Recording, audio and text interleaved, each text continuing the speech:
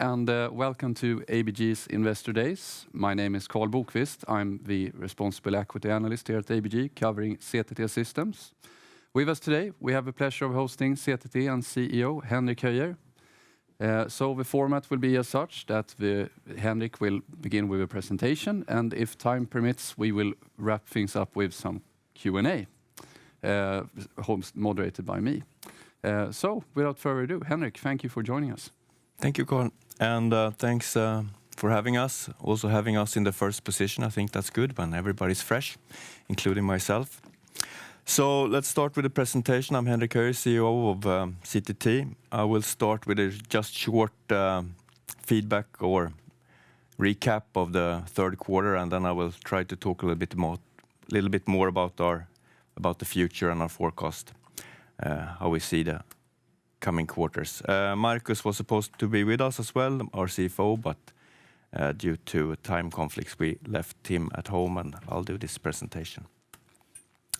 So in the third quarter, as most people already know, we had a really strong quarter, driven by the aftermarket, which really recovered, and it was even stronger than we anticipated. It was an increase quarter to quarter with 40%, and it was actually the all-time high for CTT on the aftermarket.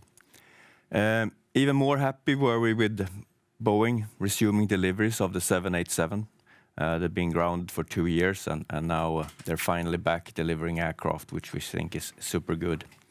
They have 120 aircraft built when they started the deliveries again, and that represents a 10% population growth of CTT when all these aircraft are out on the market. I'll come back to that a little bit later, how they see the future.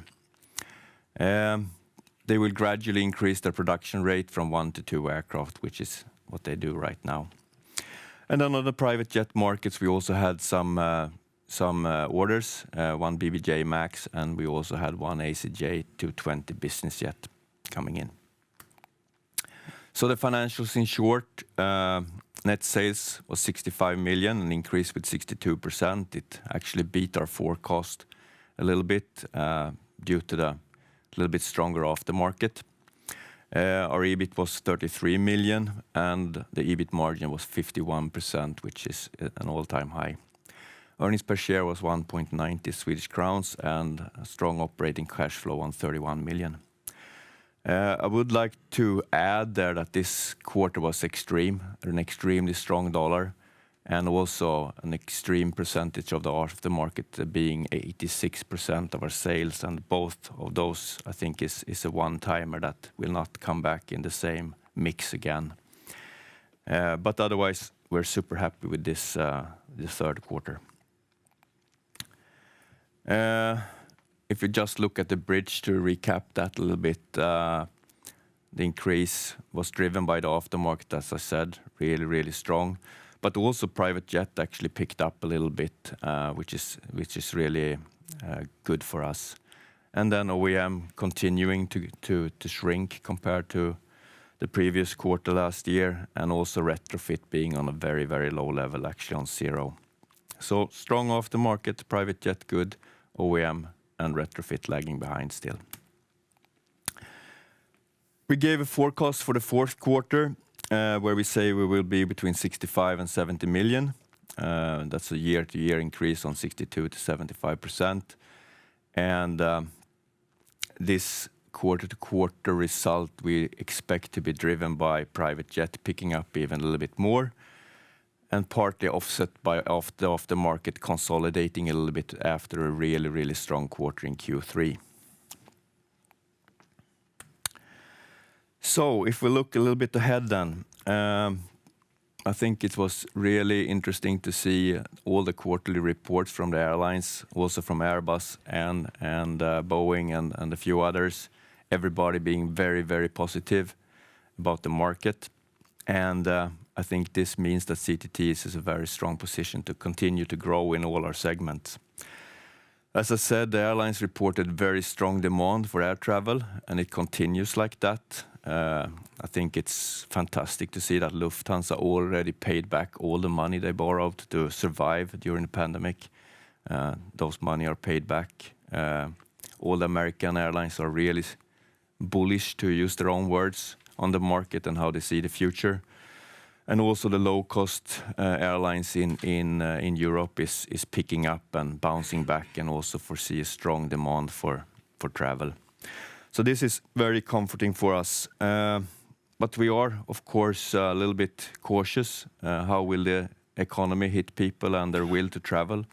And that's something we will see further on. But right now it looks good. Everybody's reporting good, and we're actually paying more for traveling than we did before the pandemic.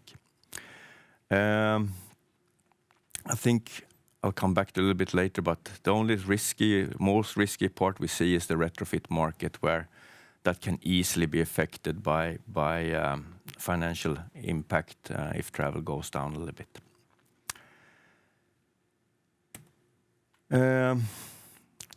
As I said, and also Boeing projects then that the air traffic expected to return in 2023 to 2024 to the pre-pandemic levels. Right now we're on 74.2%. It picked up a little bit from September even, so it continues to go up. I think it's also important to know that the commercial airplane demand remains very strong. Boeing and Airbus, they are struggling to deliver aircraft to cover the demand from the market, and it's mostly due to supply chain constraints, which continues to challenge the industry in a very strong way.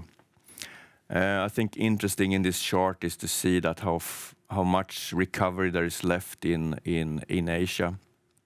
Asia Pacific, they're still very weak, and of course you all know that China is still closed, and they are a big part of the international travel, and especially the international and intercontinental travel coming in from the US to Asia Pacific and from Europe to Asia Pacific and back. That has a lot of recovery left. Other areas of the world are more in phase in what it was before the pandemic. Aftermarket, as I said, really strong, and as you see from a CTT point of view, we're already above the levels that we were before the pandemic. This is of course due to there is more systems on the market. They are flying not as much as before, but there's more systems, and that's really shown in our figures. Then, as I said, Boeing has all these aircraft to deliver. I think they're down to 100 now, and that's a 10% population growth for us. So we see that the aftermarket will continue to grow, not as much as in the past. It will be more steady. Asia Pacific will recover, and then we will add systems to the market, which will help us keep growing the aftermarket. If we look at the OEMs, Boeing back on track, 1 to 2 aircraft per month. They will gradually increase to 5 aircraft during next year, and they will also continue to deliver those stored aircrafts. And in total, Boeing predicts to deliver 70 to 80 787s during next year. So that's quite a substantial growth. Airbus currently targeting to increase their delivery rate to 6 aircraft per year, and I think they will succeed in that. And then 777X, which is the last wide-body platform that we are on, they will deliver their first aircraft to their customers in 2025, but we will start delivering our systems during the first half of next year. So the production line is going on, but on a low rate to start with.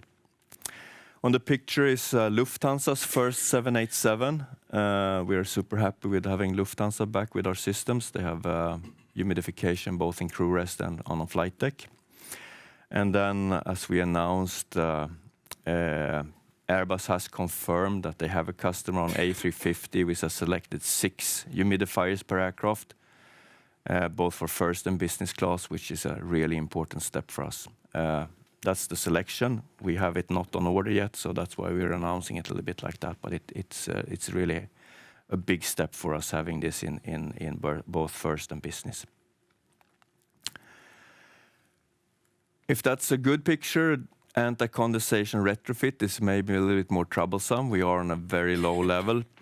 We actually didn't have any retrofits on anti-condensation this year. and that's not where we want to be.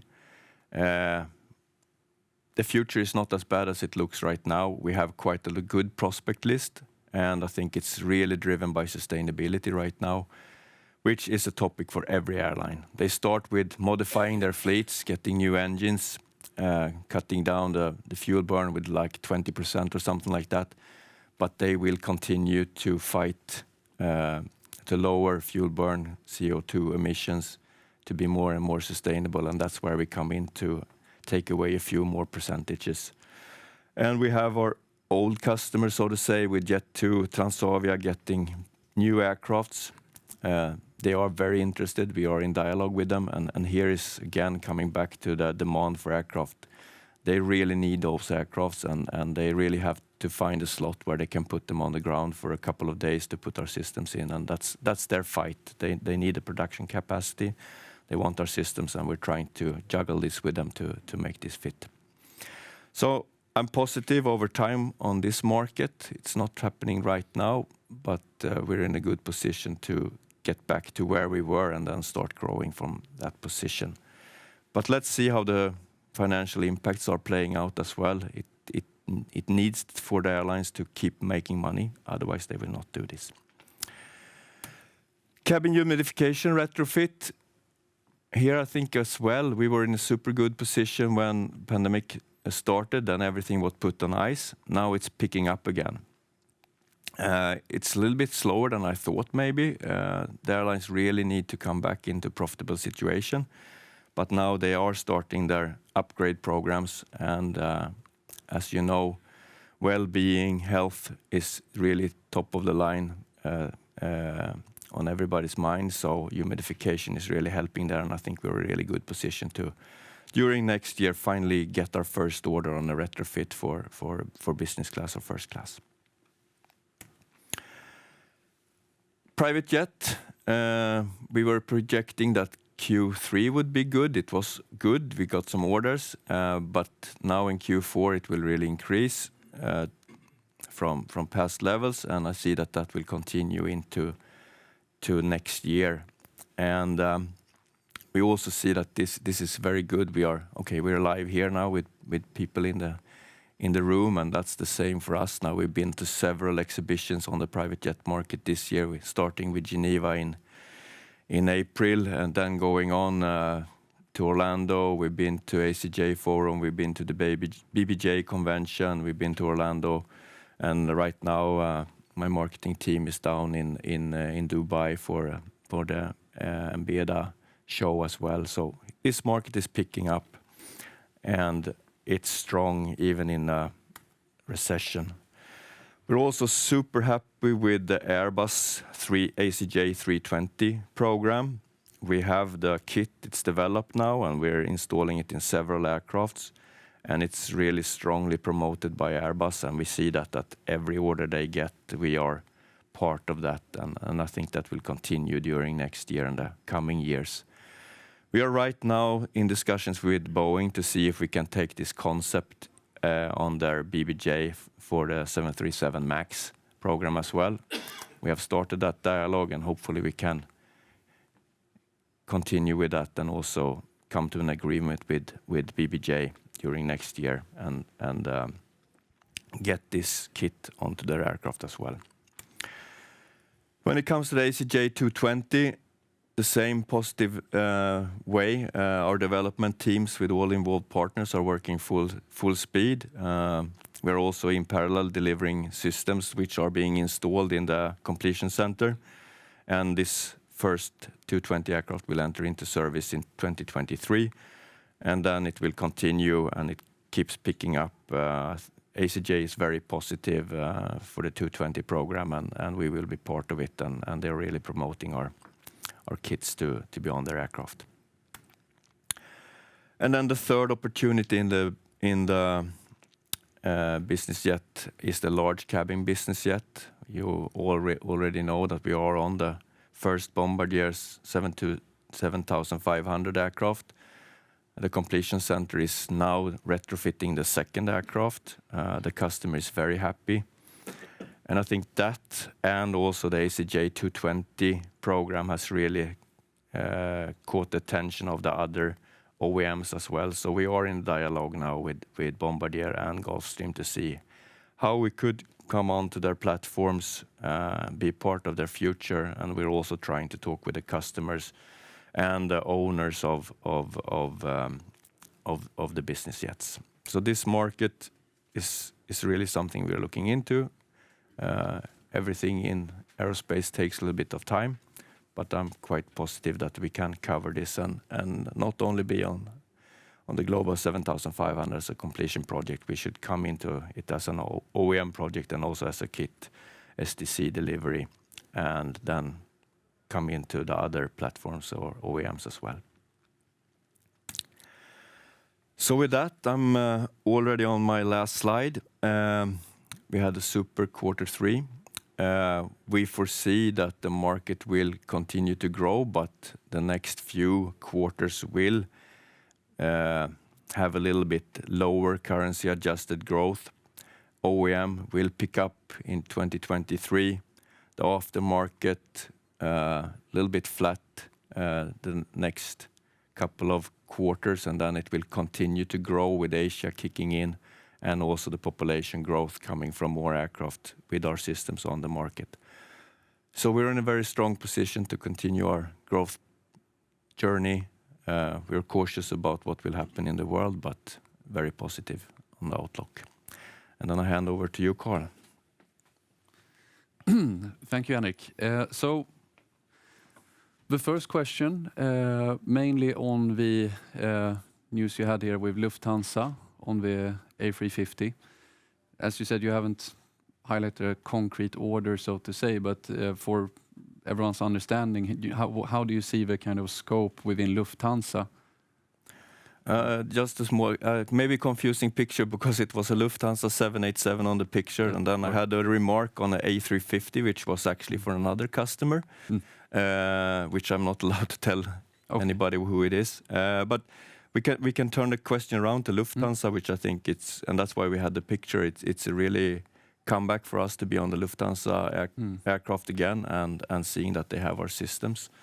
Lufthansa is really promoting their products and also how they try to care about their people, because it's hard for them to get pilots, crew, cabin crew, mechanics and everything. And I think having our system in flight deck and in the crew rests are really something that is appreciated by the crew, and I think that's something that we hopefully can continue to work with Lufthansa. And as you've seen, they are growing and they're really strong again. And if we look at kind of different airliners out there, one of the first customers within humidification was Asian, or were Asian customers with China Southern, if I'm not mistaken. Yes. So how do you foresee the demand picking up either with Asian airliners or the one from the Middle East, or now legacy carriers such as Lufthansa? I think Middle East is really interesting. We're down there now again and having discussions. They're strong. Their market is back. They're again positioning themselves as the hub of the world, and they always try to be on top of the market, so to say. And there is where we come in. So we're working really hard to come in, both on their new aircraft on selection and also on retrofit projects for the future. Then China is super interesting, but it's hard to say now. It's really, really low down there now. We read about problems, pilots leaving airlines because, if you fly 1 week, then you're in quarantine 3 weeks, and it's really tough life. But hopefully that can come back, and that's what's indicated later part of next year. And then, of course, the aftermarket will firstly come back, and then when they start picking up flights again, I think we can foresee a growth of systems as well. But right now we have very little contact with China for obvious reasons. And then the undisclosed customer you mentioned, but they still selected 6 units on board, so to say.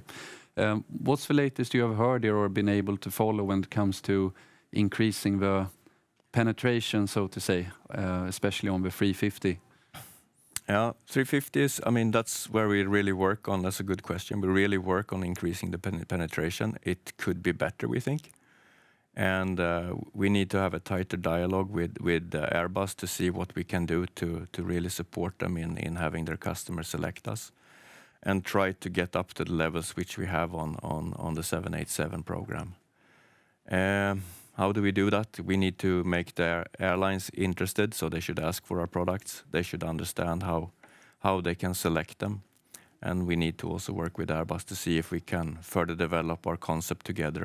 And obvious for us is, wouldn't it be easier to have it as a standard? Then it's easy to produce, easy to install, price it in the right way, and then we should be able to increase the level there. And on the standard part of equipment, you used to have the dehumidifier as a standard on the 787. What's the latest here? Have you seen customers ordering that as an option? I mean, I think that's something that's going to be really interesting to see now, because I think there was a couple of aircraft that delivered before the stop of 787 program. So now is the first time that airlines get 787s without anti-condensation systems. And we are very curious, and we will be actively talking with airlines to see, do they get problems with wet blankets and stuff like that? Or does it, as Boeing said, actually work, which we don't think, but we'll have to see. And I mean, Boeing is the OEM, so we take their call as